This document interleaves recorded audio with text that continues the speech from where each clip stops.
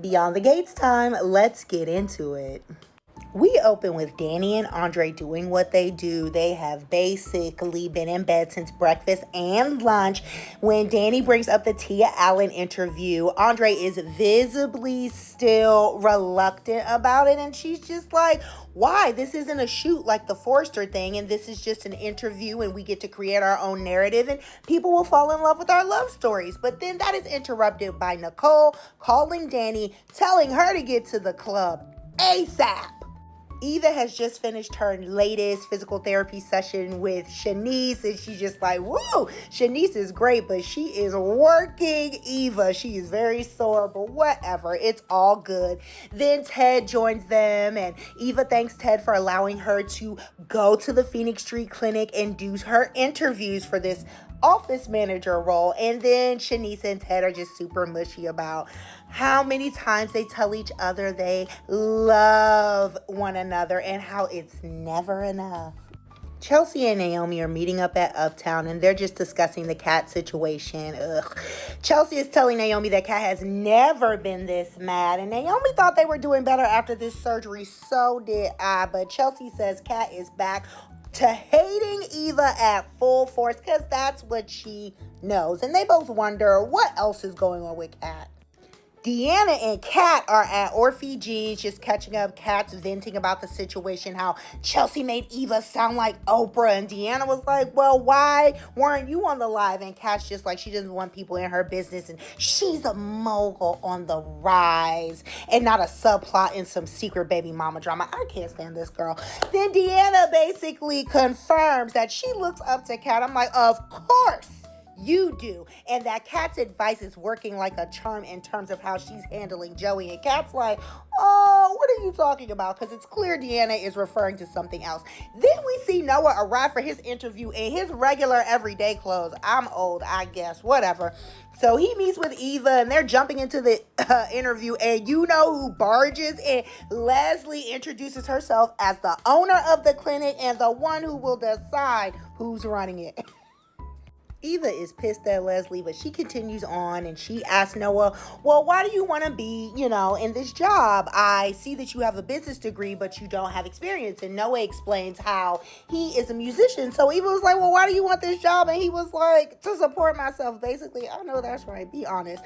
And he's like, my dad encouraged me to apply for this role. So then Eva and Leslie are like, oh, who's your dad? And he's like, Kyle Rollins. And Leslie's like, one of Nicole's many men in her stable. And Noah's like, huh? So then Eva's trying to steer the direction of this conversation back to business because Leslie's like, this has everything to do with the job, while Eva's like, no, it don't, and basically shut your mouth. Then Kat is asking Deanna, what exactly have you been doing? Walk me through it. And Deanna's just like, oh, I've been listening to a voice in my head. And Kat's like, what is that voice? Then they see Izaiah, and Deanna uses Izaiah as a scapegoat, making it seem like Izaiah is the one she's listening to, when we know Deanna is listening to her dearly departed Doug dead daddy. Naomi is not trying to hear it with Kat's foolishness. And thank you, Naomi, because Chelsea's like, oh, I thought my hero handbag was a good idea and I thought it was a good thing. And Naomi was like, no, you don't walk on eggshells to appease other people and you don't take on other people's message. Chelsea was like, dang, you coming in hot. Is this only about Kat? I mean, she's not wrong. And Andre is caught staring at this champagne bottle again, and Dani's like, you sure are interested in this bottle and you won't even drink it? But you big dummy, just drink the damn champagne, then she won't ask these questions. But Dani's not paying attention to it. She's just like, surprises come in life, don't worry about it. And she goes off to see Nicole. So Eva's doing a great job with this interview. She basically asks, if you are married to music, how are you going to do this job? And no one understands when Eva is like, sorry, but no. But Leslie will not have it any other way. We know why she wants to hire this boy. So she's just like, oh, the other guy didn't have experience either. And you're a musician. You can play your guitar for people at the clinic, kind of do like music therapy. And you're a smart man, right? And he's like, I think I am. So she said, welcome to the clinic. And Eva's like, girl, all right, fine. She relents because what else can she say? Nicole done called Dani down here to talk about Ted. Like, girl, we thought it was a real emergency. She was reliving what Ted said basically about Carlton not being in the running anymore. And she was up all night thinking he could be right. Girl, Dani was like, anyone with eyes can see that you're favoring Kial in the situation. But Nicole feels a little guilty, like she's led Carlton on. But Dani's like, man, whatever. Do what you do. These are two grown-ass men. They can always bow out of this.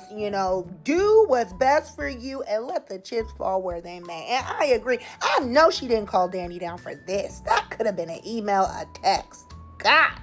Naomi apologizes to Chelsea for coming in a little hot. She said it's residual energy from dropping the BRCA gene bomb. And she's upset with Dani, basically, Dani's been kind of avoiding Naomi after this double mastectomy possibility. And Naomi's updating Chelsea on that. And Chelsea agrees to try to talk to Dani because she feels like she's the Dani whisperer. And Naomi thanks her for that. So let's see if she actually does. So then we go back over to Uptown where Deanna is losing her mind talking to a picture of Doug on the phone. And Izaiah walks up and sees her and he's like, are you okay? And Deanna just lies and covers and says, yeah, I was just, having a moment and I really miss my dad and I just needed to do this. And Isaiah's like, well, I'm always here if you need to talk, because he thinks she's crazy and I think she's crazy too. We also see Andre enter Uptown. Maybe he's getting some more red velvet cake. I don't know.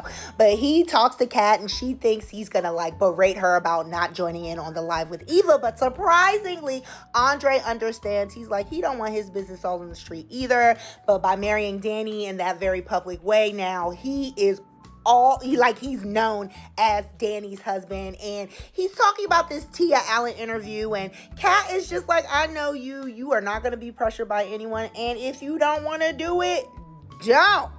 And I don't know what Andre's gonna do. Now, while that's happening, Naomi is texting Kat to meet up at Uptown. Okay, Naomi, get her.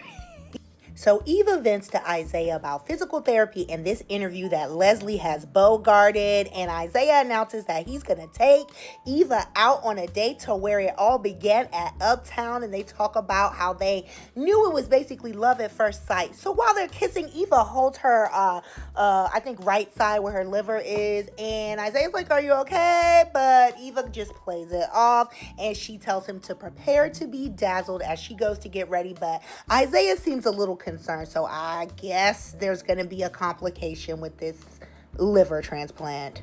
Shanice and Ted are planning a trip to my favorite city, New York. They talk about going to Sylvia's in Harlem and everything, and they're talking about it. So then Andre stops by the office. It seems like he's about to talk to Ted about whatever's going on with him, but Shanice accidentally interrupts, and this is when Andre finds out they're planning this trip and that they have officially proclaimed their love for each other. And Andre is just very happy to hear the news and wishes them a long-lasting relationship like he and Dani have. Kat walks into Uptown and she sees that Naomi basically cousin bombed her with Chelsea, and Naomi allows herself to be their common enemy so the cousins can reconcile. I don't have the patience for this, but Chelsea and Kat do, so if they like it, I love it. They are back on good terms. Yay for them, whatever.